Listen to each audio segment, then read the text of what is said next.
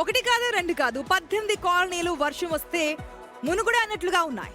రోడ్లు డ్రైనేజీల కోసం ఆ కాలనీ వాసులు 10 ఏళ్లుగా తిరుగుతున్నా పని మాత్రం జరగట్లేదు. హామీలు మాత్రం దండిగానే ఉన్నాయి. ట్యాక్సులు కడుతూ కష్టాలు కూడా పడాలా అంటూ క్వశ్చన్ చేస్తున్నారు 18 కాలనీల జనం. మీరు విజువల్స్ లో చూస్తున్నటువంటి కాలనీలు హయత్ నగర్ సమీపంలో ఉన్నటువంటి గాయత్రి నగర్ ఫేజ్ 2, ఫేజ్ 4, అలాగే Jakkidi Ramareddy colony, Papireddy colony, Jakkidi Chandrareddy colony, Srinivasapuram Mythri Meadows, ఇక్కడ ఉన్నటువంటి ఇంకొక సౌభాగ్య నగర్తో పాటు మరో 10 కాలనీల సీన్లు. అయితే ఇక్కడ ఒక్కసారి వర్షం కురిస్తే చాలు రోడ్లు కనిపించవు, గుంతలు కనిపించవు, వర్షపు నీరు మురుగునీరు మాత్రమే కనిపిస్తుంటాయి. ఇక్కడ రోడ్లు లేక స్కూల్ బస్సులు రావట్లేదు. క్యాబ్ డ్రైవర్లు రావడానికి నో అంటున్నారు.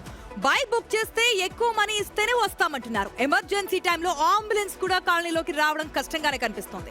వర్షం వస్తే ఇళ్లలోకి పాములు, రోడ్లపై చెప్పలేనన్ని గుంతలు ఉంటున్నాయి. వాటిలో పడి చాలా మంది గాయాల పాలయ్యారు కూడా.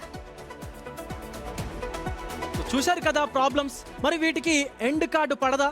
ప్రజాప్రతినిధులు ఇంకెన్నాళ్ళు తప్పించుకుంటారు? కాలనీ వాసులు అడిగే ప్రశ్నలకు జవాబు ఉందా?